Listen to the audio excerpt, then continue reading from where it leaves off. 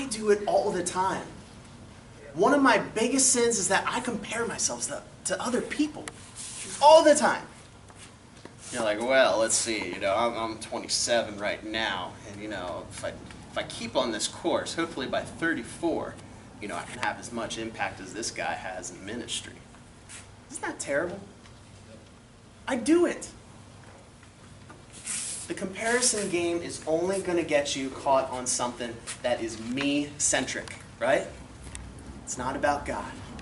It's about what I see, what I think I'm capable of, and the risks I can take. Where's God in that equation? You ever think about that? And what we disguise as humility, thinking like, I'm not worthy, I can't do this, I can't do that. We think of it as humility, but you know what it actually is? It's disguised pride. Thinking that we are the masters of what we can accomplish, of how we can serve God and what we can do to go to great lengths for Him. That's not up to us. That's God to equip you to what He's put on your heart. I want to show you 1 Corinthians 26. There are not 26 chapters in 1 Corinthians. 1 Corinthians 1:26. It says, "For consider your calling, brothers. Not many of you were wise according to worldly standards. Not many were powerful. Not many were of noble birth. But God chose what is foolish in the world to shame the wise." Can I hear an amen? Amen. That gives me hope. That gives me hope because it's not about how smart I am. God says, I want to use you. You didn't have a perfect GPA, ever. Any step of the way. But I want to use you to make them smart people wonder what's going on. Sorry, I'm getting preachy here. God chose what is weak in the world to shame the strong. God chose what is low and despised in the world, even the things that are not, to bring to nothing the things that are, so that no human being might boast in the presence of God. Isn't that awesome? If you're sitting here tonight, you're saying, I'm not worth it. I'm scum. I don't see any value in me. Great.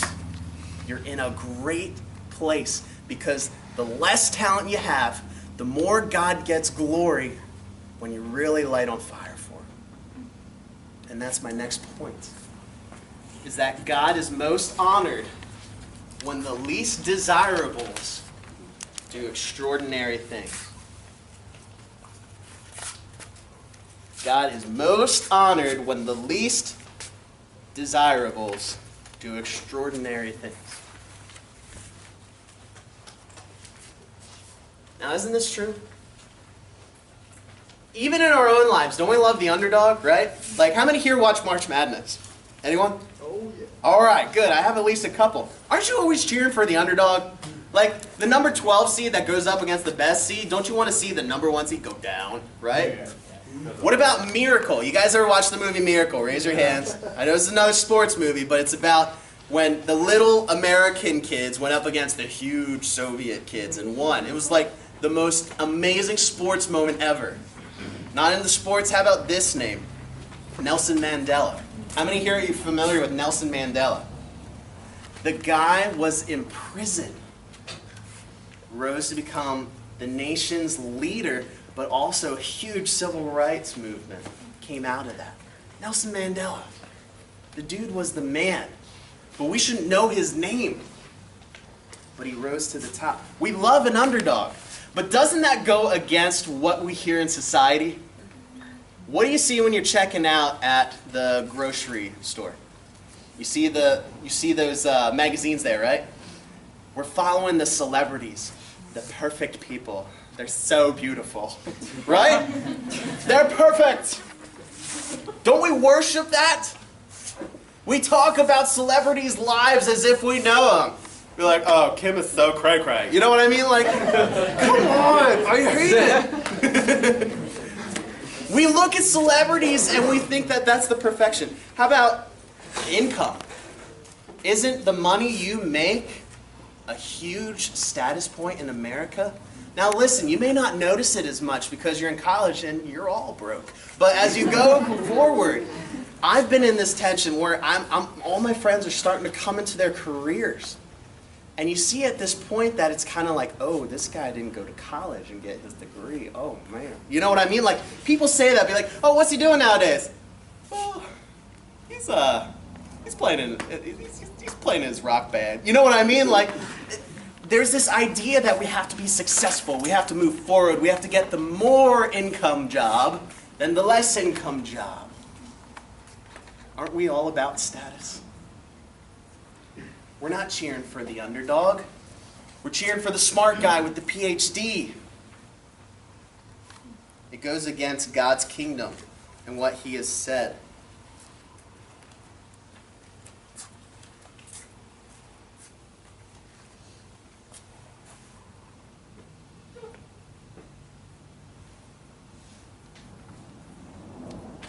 I guess my question to you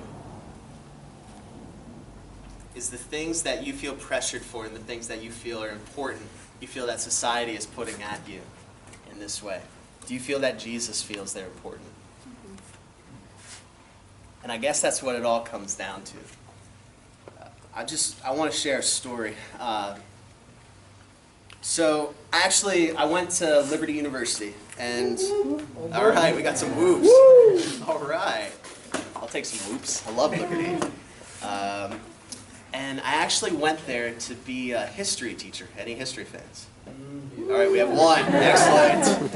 Excellent. You guys are like, I'm actually partial to Jim. You know what I mean? I get it. But I actually went to be a history teacher. And you know what? My desire was to be like a volunteer in the youth group, but to work in the schools. And I never believed this until it happened to me. You hear people talk about the call, right? We put a lot of emphasis on that defining moment where God made it crystal clear what he had for you. The call. And I never believed in that until it happened to me and caught me off guard. We were in it was Spiritual Emphasis Week, as we call it, and we have speakers. We set aside extra time to just kind of sit before God and, you know, just see what he has for us. And I remember someone talking about the need for people to go into ministry. And at that point, I had been an education major. I thought that this was the path for me. I've wanted to be that since like 8th grade. I mean, who actually does what they actually wanted to do back then, right? And I remember specifically thinking to myself, God, who's going to do this? I don't know where you stand as far as God reaching out and speaking to people. But at that point, I felt God throw the question back to me. Say, if not you, then who? And it was at that point my life took a drastic turn. I didn't know where I was going. I didn't know what I was going to do with it. At that point, I actually switched to teaching English as a second language because I figured I'd stick with that and learn some Espanol. You know what I'm saying? And actually failed out of my practicum in Souderton. That's hard to do. You just sit there and you take notes. I failed. You know why I failed? Because at that point, as I was heading that direction, I got a big closed door in the form of Hashimoto's disease. And I didn't know I had this ailment. It's not as serious as it sounds, I promise. It's a thyroid condition. It makes you really tired, makes you gain weight. But it was during this time, I didn't know I had that. I was falling asleep in the back. And the teachers actually asked me to leave because I was doing things they didn't want their students to do by falling asleep. So after that failed practicum, I was like, God, I don't fail stuff. What is going on? So it was that point that God shifted me towards pastoral things. And after college, I was getting a good full head of steam. I knew where God wanted me. And there was this internship opportunity that I was applying for in North Carolina. And there was this church. It was a really small church. The auditorium was probably not even this big. Really small church, lots of elderly people, but the pastor was incredible. And he wanted a youth guy that could come for the weekends during my senior year of college. And then after that, move into a role of being a youth pastor. And I met him in Lynchburg, Virginia, and like we connected. His wife was awesome. He met my fiance at the time, now my current wife. And it just seemed like God was opening these great doors. I felt encouraged in my gifts. I felt that it was all coming together, right? And then he said, I need you, things are great. I'm really feeling the connection here. I think this is going to be a good fit. What I need you to do is come down for an interview. It's just going to be me and the head of our elder board. And I showed up feeling real good, feeling real confident. And I met this guy. I don't remember his name. I will never forget his face. The way he introduced himself to me is, "Hi, I'm Reporter." He's like, "I was in the Navy SEALs for 25 years, so I have the ability to verbally destroy you. But I won't." You know where this is going. I was feeling good, man. I felt like I had good vision, a good energy. I loved kids. I was on the right path. And then this guy just destroyed me in an interview. And I was sitting there, and I was 20 years old, and this guy was just like, "So, what is your philosophy on birthday today?" I was like looking at my notes like, "I don't know." And then he continued, and he's like, "So, if you were to lead a small group discussion, what would it be? Ready? Go." Dude expected me to preach for 5 minutes just out of thin air. He continued to do these things, and everything I answered, this is what I got. I promise you, I still see it in his face. Every time he did this. Like, I answered wrong. It's an interview. It's terrible. Every answer, he winced like it was just paining him. And you know what's funny? After I was driving home, I was thinking, like, the pastor talked about how they had so many candidates, but no one was the good fit. No wonder, right? But there was actually one point where this anxiousness and nerve, I was getting crushed. I've never seen anything like this. This is God's people. And I was sitting there, I was like, I just want to do good things. What is wrong with this? And I almost stood up and walked out.